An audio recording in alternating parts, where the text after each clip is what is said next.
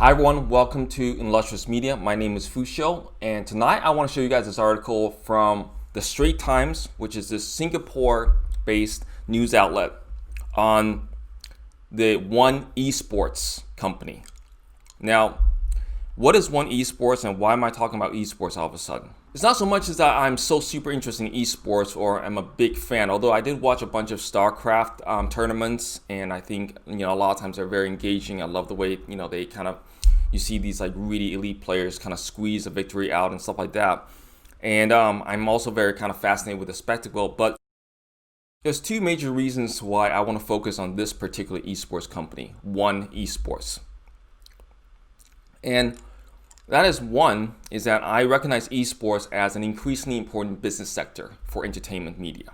Okay, and it's like, I mean, I know some gamers, or maybe many gamers, are aware of the size of the esports business and how much money it brings in, the massive crowds it draws, and just some of the big salaries that competitive gamers have come to command, and sponsorships and whatnot. And I'll go into that a little bit, but that's for another video. But for this one, the reason I want to focus on One ESports is not just because of this company, but the company that this company belongs to, which is One Championship. Now, to help lay some groundwork and context for the rest of the video, I want to talk a little bit about One Championship and what it is. Okay, now One Championship on the surface looks like the UFC equivalent of the Asia Pacific or Asia. Okay, and in many respects that is very much true.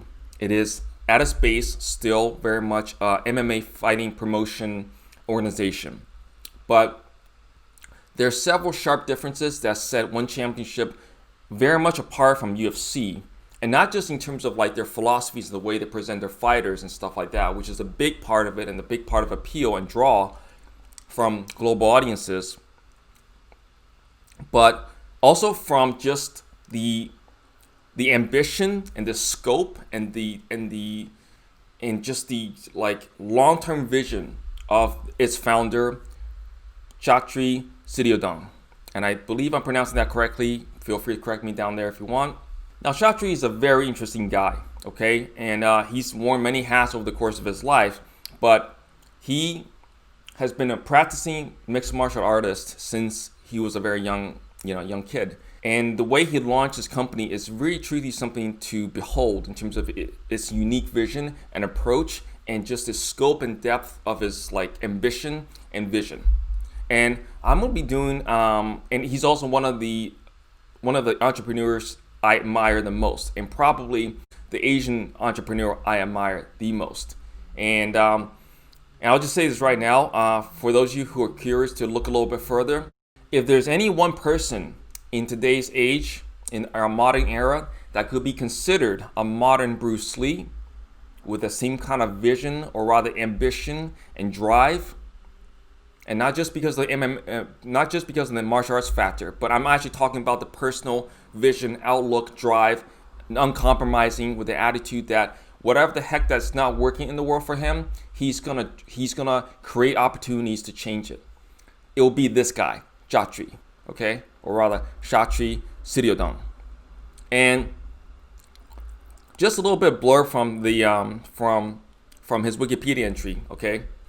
So Chatri is an entrepreneur and martial artist from Thailand. He's actually Thai and Japanese mix. Best known as the founder, chairman, CEO of One Championship, according to several prominent media outlets such as Forbes. One Championship is Asia's largest global sports media property. Chatri Sityodong was named Asia's second most powerful person in sports by Fox Sports. He's also set to star in the upcoming Asian edition of The Apprentice reality TV series. So there's a picture of him right here, okay? And while this is just going to be like an article reaction on this video, and we'll talk about the article, and I'm going to touch a little bit on One Championship as a whole, and the founder and CEO Chatri as well. I'm going to be making actually more or less a whole series of things, and maybe essentially doing a case study of the company and of this founder. Because I think this man is, if you're an Asian entrepreneur or if you're an Asian person working in entertainment media anywhere, and you like Bruce Lee, you are one of those people that post like, fan letters of Bruce Lee or whatever, writing fawning like posts and promoting the ESPN documentary, you need to look up this guy, okay? Because you're not going to get anything closer than a real life modern day equivalent of Bruce Lee. So a quick overview of One Championship. It's an MMA fighting promotional organization by just kind of like, looking at it quickly, but it is actually a full-on media production company, and the founder's vision basically encompasses like soup to nuts media production. And how you can tell is back in April 2019, One Championship launches TV and film production arm One Studios. And ostensibly, this is really to kind of produce the story backgrounds of a lot of their fighters, basically. So what they always do essentially is to produce like a documentary features of their fighters who come from very different backgrounds from all over the Asia Pacific, and showcase them as heroes in their own right, in their struggles, and what they've done to actually even reach the One Championship stage. And I'm going to read a quick quote here, okay? As the lead of One Championship, my job is to serve our athletes by giving them the brightest futures possible. This will now be more opportunities than ever for our athletes to achieve the life of their dreams, especially after they retire. Unlike our global competitors who sell fights, One Championship is on a mission to unleash real-life heroes who ignite the world with hope, strength, dreams, and inspiration. We don't sell fights, we build heroes. One Studios will be a major platform for our heroes throughout their careers to spread their messages and inspire the world. My dream is to create the next generation of heroes around the world like Dwayne Johnson and Jackie Chan. Talk about a completely different approach in philosophy and mindset and just actual overall long-term goals than the UFC, that very often thrives on interpersonal drama between the fighters and all this weird stuff going on. And he's really, and so just to keep going, ultimately our formula for success is infinitely scalable across the world. Every country needs values, heroes, and stories. Through the power of media and magic of storytelling, our mission is to unleash real-life superheroes, celebrate values, ignite dreams, inspire nations, and change the world. Knowing most of the people who are watching this video is likely based in the United States and in the West in general, what does this got to do with you? Well, here is the One Championship YouTube channel with 2.42 million subscribers on YouTube, a primarily Western-based media platform. Okay? The people who subscribe to this are likely fans of MMA from all over the world. And the fact that he's building a production pipeline into film and TV territory, and then also esports and video games, should give all of you, especially those working in media entertainment, especially my Asian American audiences, some pause and seriously think about looking these guys up. So the last bit I'll talk about Chatri Sityodong here is this, okay? This man is all about taking ownership, agency, and responsibility of creating opportunities for himself and the people he cares about, and the stories he wants to highlight, many of them Asia talent from all over the Asia Pacific, instead of seeding agency and trying to appeal to the goodwill of the Western media elite and Hollywood. The organization he has built is based out of Singapore. It stands natively Asia Pacific, but the fan base is natively global. I'm going to use that term a lot. Natively global, as in supersedes Hollywood, as in Hollywood can't tell this guy what he can or cannot do. If he wants to make a big ass movie featuring an Asian lead, Hollywood's not going to be able to be in a place to tell him to go do something else with it, change it up. So without further ado, I'm going to take a quick look at the article, okay? And there's several key quotes I want people to really focus on as I go through this. So the article is titled Esports Future in the Pocket, and it's an interview with One Esports CEO, Carlos Alimurung. Says in Asia will be determining gaming trends. It's a short article, so I'm going to read pretty much the whole thing. While doing a roadshow in the Philippines, Carlos Alimurung, Chief Executive of One Esports, the online gaming arm of mixed martial arts organization One Championship, was introduced to an unfamiliar mobile phone manufacturer. He soon found out that it was one of the biggest smartphone brands in the country, after discovering that the company owned 80% share of the market of phones under $150. Alimurung realized that many esports fans in the region are relying on their phones to tune into and play games. The ubiquity of smartphones is why he believes that mobile games are the future of esports and that the region will have a big role to play in leading the way. Speaking of the virtual session in All That Matters Business Festival yesterday, he says, "This realization that I had coming to Southeast Asia. The next generation of fans are those people who want to access these sports and who are interacting with it through a mobile phone. This century is a very different century in terms of who is validating entertainment media. 10 to 20 years ago, frankly, it was the West who was validating what's cool. But that game is over. Asia is determining what is cool and what is not, what is hot." I'll read that bit again. 10 to 20 years ago, frankly, it was the West who was validating what's cool, but that game is over. Asia is determining what is cool and what is hot. Now, for those of you who thinks that he might be a bit arrogant, just think about the population weight. The United States North American market is like the full total population in general, not even just the gaming culture population. It's 300 something million, 350 million, I think. And you put up with Europe, I don't know what that is, but let's just talk about North America for a second. Asia Pacific, well, it's a lot higher. There's 1.5 billion in China, a couple hundred million in Japan, and I think all told is something like 2 billion. Okay, and a lot of these countries, these fans, these audiences are on the same kind of platforms, devices, and what have you. So just by sheer force of that, the weight of numbers, Asia is going to be driving entertainment for the next half century, I think. However, again, what does this have to do with North America? What does that have to do with us in the United States? Well,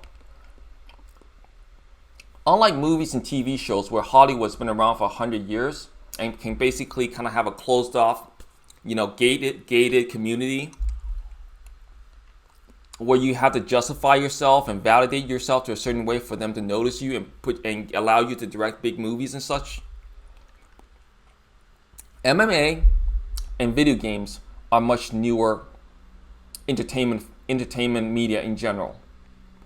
And there's already some overlap between video games and movies. Some of the biggest actors and actresses have turned to star in large video game franchises. Essentially, there is no market demarcation anymore, really, for people who are fans of MMA or video games. When a Chinese studio released the first trailer for Black Myth Wukong with no English in it, 13 minutes of gameplay, gamers everywhere, North America, Europe, whatever, were chomping at the bit to play it. Of course, this game may be many years out, and there's already been a bit of drama with the production team. I won't be talking about any news on that until I can verify it. But when a big game launches anywhere in the world, from a Polish studio or a Canadian studio or American studio or a Chinese studio, every game in the world pays attention. Doesn't matter which language they're speaking.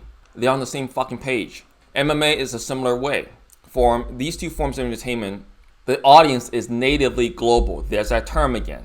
Okay? Natively global. Moving on, I'll come back to these quotes in a bit. According to the esports analytics and market research from Newzoo, Southeast Asia is the world's fastest growing games market, with the region's mobile games market accounting for $3.1 US billion of the 2019 games revenue of $4.4 billion, over 70% of the market. Southeast Asia's internet penetration rate was at 63% early last year, up from 25% in 2014, and the global research firm Statista reported that the number of mobile gamers in the region, which has a population of over 669 million, is expected, that's twice the US population, is expected to hit 250.6 million next year. Esports has become an increasingly accepted in the region, and the sport making its bow at last year's SEA Games in the Philippines, where Singapore won bronze and silver in the Hearthstone and StarCraft games respectively. Again, video game audience, natively global. And just a quick segue, if you were to make a very kick-ass movie based on one of these IPs, you're going to be able to count on a video game audience that is natively global. You're not going to be doing nearly as much explaining or justifying or soft introing to to a movie that's based off a big ass video game property. The growth of esports has also been accelerated by the coronavirus pandemic, which caused traditional sport to come to a standstill earlier this year. This has seen more esports leagues and publishers in Asia pushing for TV revenue rights, something that fellow panelist Sean Zhang, chief executive of Hong Kong-based Talent Esports, feel is a positive step forward. It's a good thing because it sustains businesses and teams pushing more into traditional sports space, and now that you've seen in the United States with TV rights, sponsorship, they're already pushing in here. Being part owners of the league and working with publishers to develop and grow that pie, share benefits. There are some interesting things happening here, he said. A lot of interesting publishers are focusing down that direction, which has helped a lot with monetization, so you're not solely relying on sponsorship dollars. And I'm going to do a case study on this company called 100 Thieves, which is this esports promotion such fashion lifestyle apparel brand. I think it's a very interesting company. I'll put some links in the description below so you can have a look at it yourself. But I want to go back real quick to one of the two of his original quotes. This century is a very different century in terms of who is validating entertainment media, as in who's determining what's cool, what's hot, what's interesting, what direction the industry and the entertainment business should take. He doesn't say video game industry. He doesn't say esports. He says entertainment media. That should give a little bit of exposure right here to the actual goals and the actual vision of this company. And I don't mean one esports. I mean one championship. 10 to 20 years ago, it was the West who was validating what's cool, but that game is over. Asia is determining what is cool and what is hot by sheer weight of numbers of a natively global audience. And I keep using that term, and some people will roll their eyes at me and think it's silly. Whatever. Look at it just in practical terms, right? More people on the same damn page enjoying the same shit. So if you're a content creator, you best keep that in mind. Now, not everybody obviously is interested in making global content, global brands, or whatever. But those are likely going to be the most profitable ones because even Hollywood understands that. No Hollywood studio sets out to make something like Mission Impossible or Transformers or whatever, or even Bad Boys for Life, with the intention of just keeping it stateside. They all want these to be super global brands. Every fucking Hollywood actor and actress dreams of becoming a global superstar. Don't kid yourself on this, okay? So a couple more reasons why I want to talk about this article and one championship with you. And is that, now this is geared a little bit more towards Asian American audiences, but the things I'm about to say has actually been said by Joe Rogan, who's a big fan of Chatri. Joe Rogan, who's got 9.7 million, I think, subscribers on YouTube and just cleared a 9-figure deal with Spotify. And the reason why Joe Rogan and many of the MMA fans in general are like Chatri, the CEO, as well as the One Championship, is because Chatri and One Championship has a strong sense of ownership and authentic connection and congruence with the history and Asian origins of mixed martial arts or martial arts in general.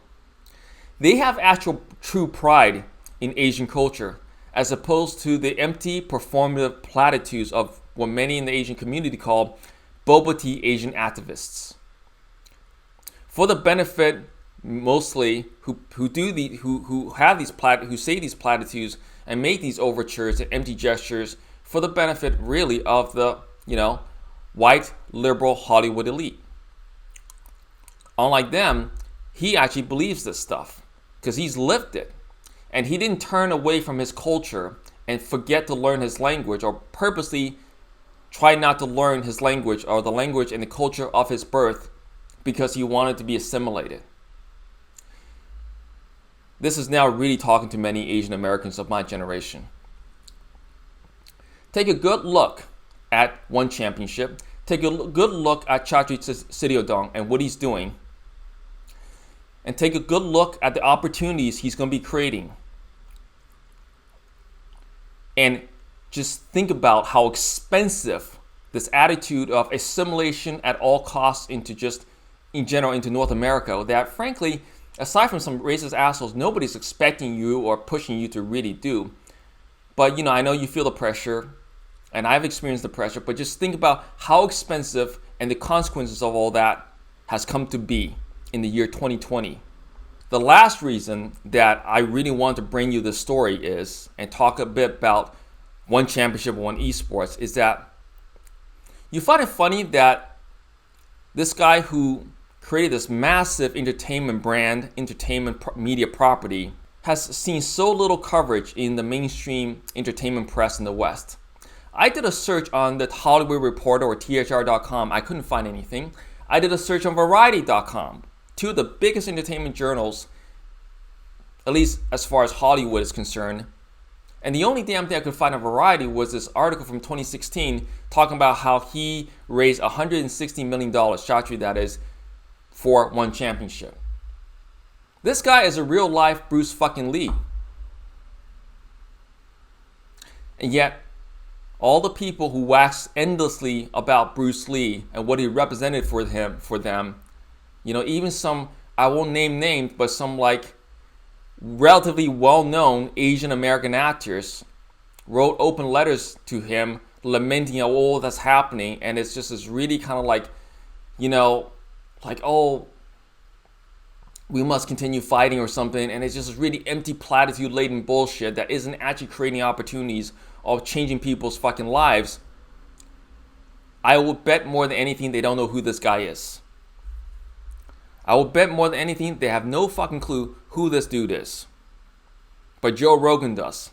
Oh, the irony.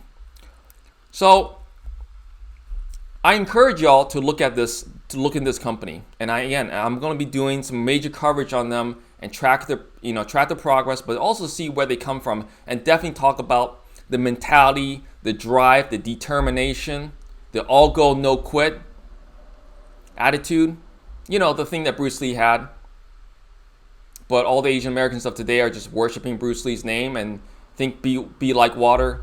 And that's kind of where they stop. That's kind of it.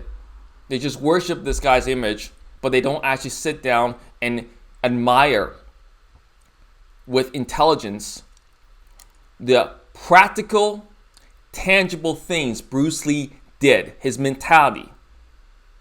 The agency he took. Back in the fucking 70s, I think, when there was a lot more hostile of an environment for Asians in entertainment, to say, forget obstacles, or I don't give a shit about obstacles, I'm probably misquoting this and butchering it, I create opportunities. Worshipping Bruce Lee isn't creating fucking opportunities. It's worshipping Bruce Lee, where you don't think about it. There's a great quote from the book Dune by Frank Herbert that talks about the consequences of mindless worship. I suggest you look that one up.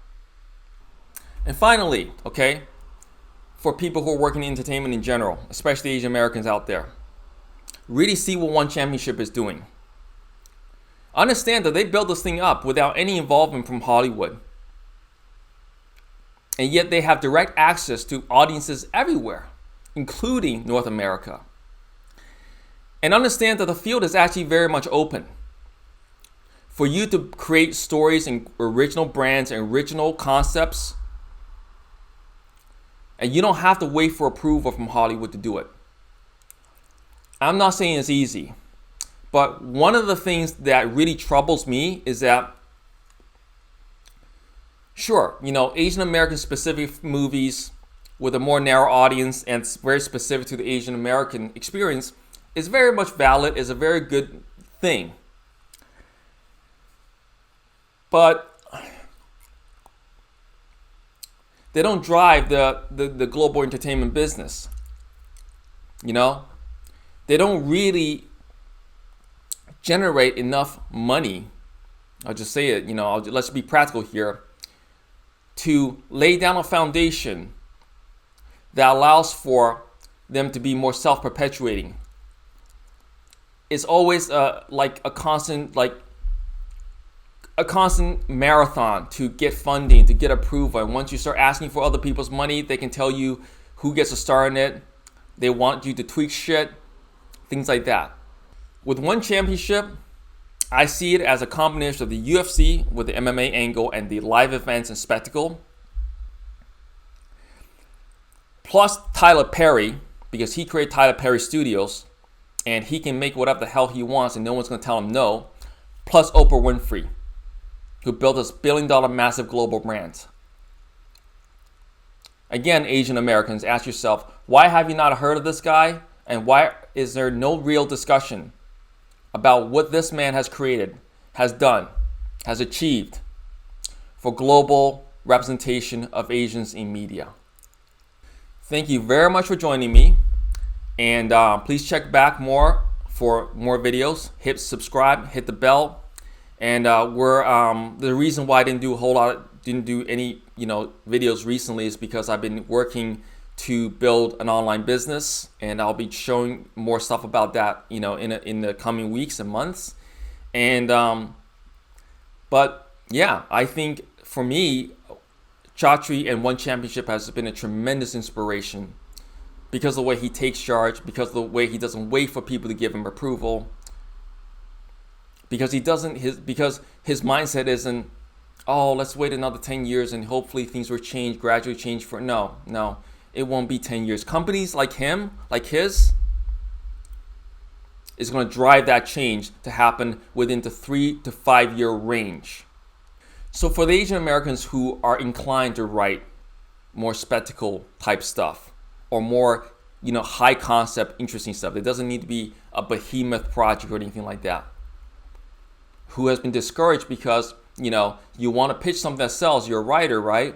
But you know that, hey, if you put an Asian person as a lead role, it's probably not going to sell because you'll probably get pushback. And the consequence of that is that you may not get a fucking second meeting. You may have kind of, created your own reputation a little bit by trying to do something like that. I'm telling you right now, get to it, get down to it. I've done this, I'm doing this, and I'm doing more of it because I know there's a transition happening. They just said it. This guy knows what he's talking about. Asia is going to be determining what's cool. And Asia, unlike Hollywood, doesn't have a problem with seeing someone that looks like us leading a major franchise of any sort.